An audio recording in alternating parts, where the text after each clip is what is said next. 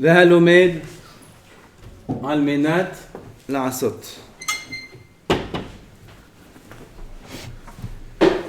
Il y en a, ils étudient la Torah comme une chokhma.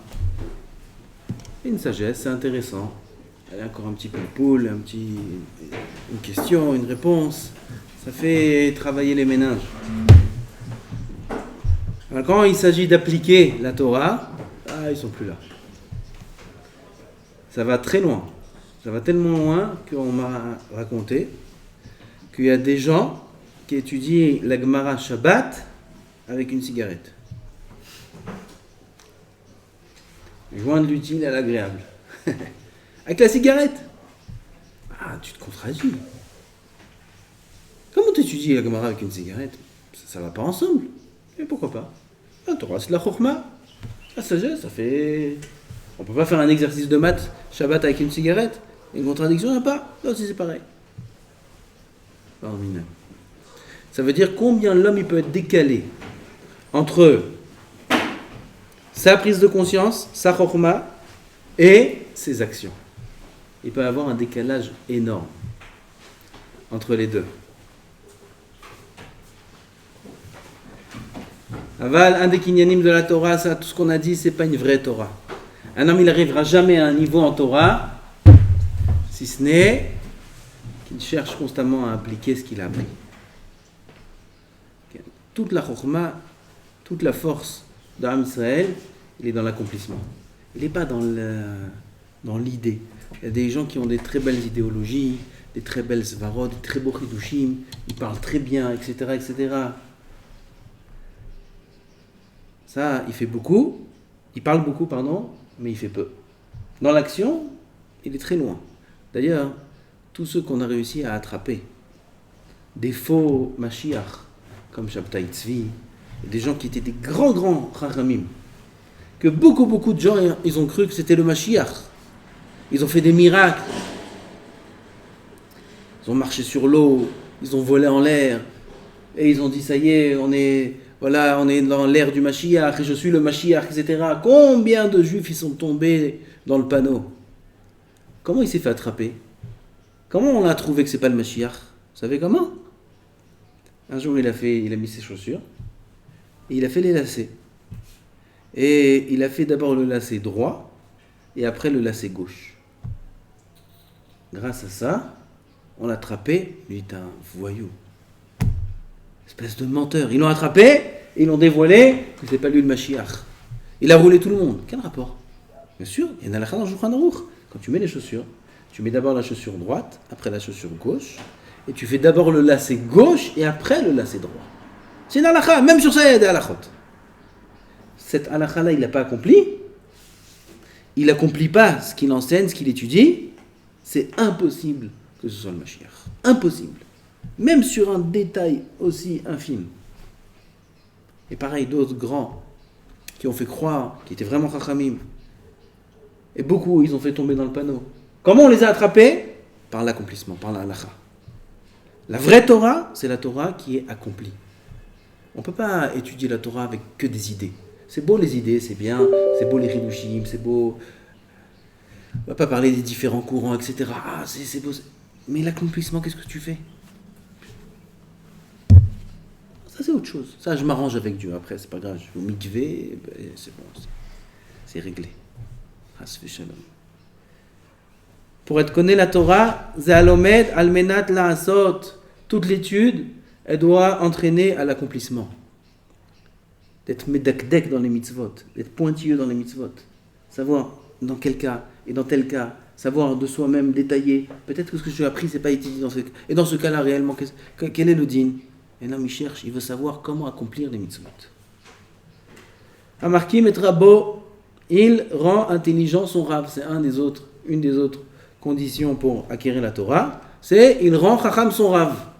Comment un élève il rend chacham son rav? Comment? Il lui pose des questions. De bonnes questions. Il prépare bien le cours. Il rend chacham son rav. Le rav, tout d'un coup, il voit qu'il est déstabilisé un petit peu. Celui-là, il est venu bien préparé aujourd'hui. Le Rav, il commence à avoir peur. Sinon, le Rav, il est assis. S'il donne son cours, le Rav, il est à l'aise dans son cours. que les élèves, ils n'ont pas bien préparé. Ken, Rav, il s'ennuie. Il est trop à l'aise. Écoute, c'est lui qui leur donne les couchiottes, c'est lui qui leur donne les réponses, etc. Un élève pareil, il ne pourra pas faire Kinyan de la Torah. Tu veux savoir que tu es dans le bon chemin du Kinyan à Torah, tu arrives à bloquer ton Rav. Tu arrives à lui poser des questions, tu le déstabilises un petit peu. Ça, tu es dans le bon chemin du Kinyan à Torah. Là, tu vas l'acquérir, la Torah. Pourquoi ? Ça prouve que tu travailles bien. Mechaven et shmu'ato. Omer Rashi, mechaven et shmu'ato. Mechaven et shmu'ato, akavana, qu'il essaye d'avoir, il y a beaucoup de pirouchim qu'on peut dire ici. Un des pirouchim, c'est de savoir comment son Rav aurait répondu. On lui pose une question, et il donne une réponse, et il sait que son Rav aurait donné la même réponse. Ça veut dire qu'il connaît très très bien le mode de pensée de ses maîtres, et là, il est déjà à un niveau où il a fait un kinyan de la Torah. Va Omer Davar Beshem Omro, dernière chose. Pour acquérir la Torah, à Omer Davar Beshem Omro, il faut dire une parole de Torah au nom de celui qui l'a dite, citer l'auteur de cette parole. Ça, c'est un principe de Hanava, de modestie. Quelqu'un, il vient, il a préparé une belle dracha pour Shabbat, à la synagogue, devant tout le monde, etc. Et il fait une dracha magistrale. 1 heure, les gens, ils font que psh, psh, psh, wow, tu vois les yeux comme ça. Et lui, là-bas, il fait une belle dracha. D'où il a cette dracha ? De lui-même ? Quoi, il a un niveau tellement haut que ça y est, de lui-même, il a les idées et les questions et les réponses. Peut-être un petit peu par-ci, par-là. Mais tout le fil de sa dracha, c'est de lui ? Non, qu'est-ce qu'il a fait ? Il a pris un livre. Ce livre-là, il a ouvert. Il a vu une belle dracha, ou il a écouté un beau cours, et il a écouté une belle dracha, et il a retransmis, c'est tout. Il n'y a rien de mal à ça. Toute la Torah, elle est comme ça. De maître à élève. Oui. On n'est pas là pour dire il faut de soi-même tout connaître. Non. Avant, oui, c'était comme ça. Comme ça, Ravel Bazi nous a dit une fois, qu'avant un darshan, un vrai darshan, il préparait une dracha pendant 12, 13, 15 heures. Une dracha d'1 heure. C'est lui qui ouvrait tous les livres, il ouvrait toutes les sources, il étudiait tous les rachis, tous les textes, et là il construisait petit à petit son mahalach, comment on dit son mahalach ? Le plan de son cours. Tout venait de lui. Aujourd'hui, qui c'est qui peut préparer un cours pendant 12, 13 heures ? Qui c'est ? À peine un concours à droite à gauche, surtout les rabbanim, ils sont tiraillés de tous les côtés. Tu vas t'asseoir 12 heures pour préparer un cours. Il y avait personne qui demandait les rabbanim, qui cherchait les rabbanim. Avant, les rabbanim, on les trouvait dans le bus. Comme ça, Rav Toufé qui m'a dit que Rav Eliashiv, tu voulais le voir dans le bus. Rav Eliashiv, dans le bus, tu pouvais le voir. Le vendredi, tu vas au Kotel, dans le bus, il y avait Rav Eliashiv, il y avait Rav Betzion, il y avait Shlomo Zalman Auerbach, ils étaient tous dans le bus comme ça, ils allaient. Tu veux les voir, tu t'assois avec eux, personne ne leur demande rien, personne ne leur parle. Aujourd'hui, un Rav, c'est la liste d'attente. Il faut faire la queue pour aller demander une bracha, et il te dit Bayou. Vous savez ce que c'est Bayou ? Bayou, c'est bracha ve'atzlacha. Qui c'est qui dit ça ? Raphaël Kenevski, Chirié. Il dit même plus bracha ve'atzlacha. Bayou, bracha ve'atzlacha. Tout. Pour ça, il faut faire la queue, et encore, c'est même pas sûr que tu rentres. Ils sont très, très, très, très pris. On a 12 heures, 13 heures pour préparer. Il n'y a pas. Alors, qu'est-ce qu'on fait pour faire une dracha ? Alors, soit on écoute un cours, et on le retransmet avec un petit... à sa façon. Chaque Rav, il transmet à sa façon, avec son développement à lui, avec sa façon de voir les choses. Soit il lit un livre, il voit une dracha là-bas, et il la retransmet. Alors, s'il vient maintenant, il dit une très belle dracha, il sait bien parler, c'est un bon orateur. Le cours qu'il a entendu, peut-être il a mal parlé, mais l'idée, il a bien su la prendre et la retransmettre comme il faut. C'est de lui, c'est pas de lui. Tout le monde fait psh, waouh, psh, quel dracha, c'est de lui, c'est pas de lui. Et lui, il dit pas de qui il a pris. Alors les gens, ils croient que c'est de lui. C'est de la gava. Une fois, j'ai lu un livre, là-bas, dans l'introduction, il parle des choses très dures sur ça. Il est très sévère sur ces choses-là. Chaz v'shalom, de venir dire une parole de Torah et laisser l'autre croire que c'est en mon nom, que c'est moi. Chaz v'shalom. Toujours, il faut dire, j'ai vu dans tel livre, j'ai entendu de tel rave, il a dit, c'est écrit dans tel endroit. Pas qu'on croit que c'est de toi. Un homme, il étudie la Torah de cette façon, qui dit Davar Beshem Omro, il dit qui est l'auteur de chaque chose qu'il mentionne, ça c'est de la modestie. Zeranava, et ça c'est une Torah qui pourra acquérir. Voilà, on a fini le dernier des kinyanim de la Torah. Halamatta, Shekol Haomer Davar Beshem Omro, Mevi Geoula la Olam, celui qui dit une parole de Torah au nom de son auteur, c'est-à-dire au nom du Rav qu'il a entendu, ou dans le livre lequel il a, j'ai vu dans tel livre, celui qui fait une chose pareille, il emmène la Geoula dans le monde. Il approche la Geoula. Chez Nehemar, Vatomer Esther la Meler, Beshem Mordechai. Esther, elle est venue voir le roi Achashverosh, et elle a dit qu'il y a un complot qui se fait contre lui. Esther, elle aurait pu garder les honneurs. Elle sauve la vie du roi. Elle a entendu que Mordechai lui a dit, sache, il y a un complot, il y en a deux qui veulent tuer le roi. Esther, elle est venue, elle a dit ça au roi. Elle aurait pu le garder pour elle. Elle n'a pas besoin de mentionner. Elle ne connaît même pas Mordechai, le roi. Elle a dit au nom de Mordechai. Le fait qu'elle a dit au nom de Mordechai, le roi, il a écrit dans le livre, etc. Et le jour où il y a eu Haman, grâce à ça, tout Am Israël, il a été sauvé.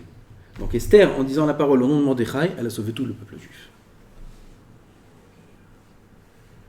Il amène la Géoula au monde, pourquoi ? Quel rapport ? Quel rapport ? Celui qui dit un enseignement au nom de son auteur, il emmène la Géoula dans le monde. Quel rapport ? Le rapport, il est très simple. Il est écrit dans la Gemara dans Sanhedrin, En ben David ba, achi ichlou gaser ruach. Le Mashiach ne vient qu'après que soient éliminés de la terre tous les gens qui ont de l'orgueil. Tant qu'il y en a un qui a un peu d'orgueil, Mashiach il vient. Il ne peut pas venir. Hachem il peut se dévoiler que si on est prêt à accepter et à prendre sur nous son joug à 100%. Tant qu'il y en a un qui pense que c'est encore lui qui gère, c'est lui là, c'est lui qui. Okay. Ça c'est de l'orgueil. Mashiach, il ne vient pas.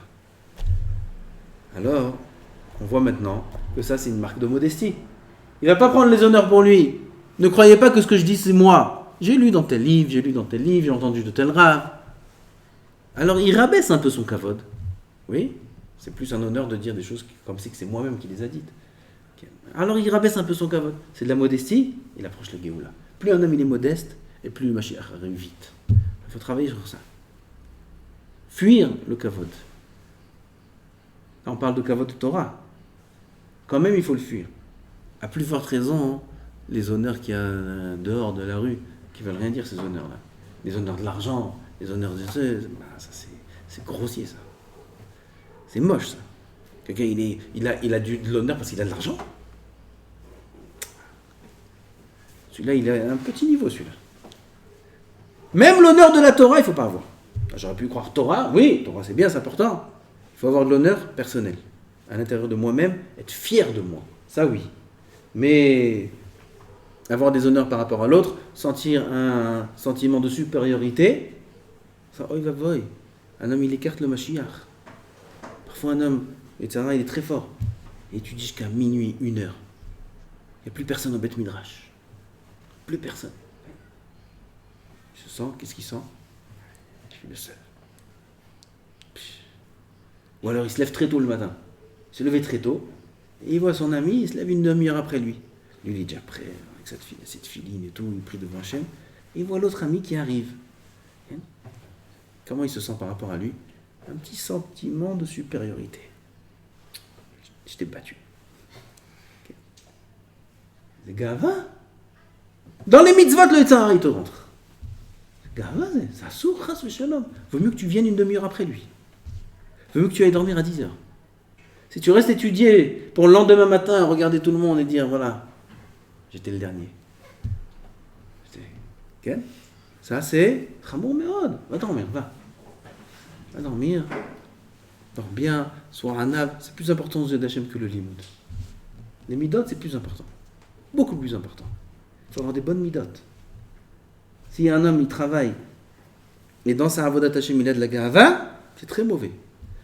Alors, je ne dis pas qu'il faut maintenant commencer à travailler la gahava, et dire oui, il ne faut pas que j'ai de la gahava. Enfin, après, un homme aussi, il perd le limoud. va dire non, plus de gava, plus de trucs. Je pars avant tout le monde. Comme ça, je vais faire le livre. Comme ça, c'est sûr, j'ai pas de gava. Ça aussi, c'est Yetzirara. Yetzirara, il nous attrape de tous les côtés. Ça va, étudier avec de la gava. Vaut mieux étudier. Ça va, doucement. Il faut être prudent. Parfois, hein, tout le service d'Hachem, il est basé sur ça.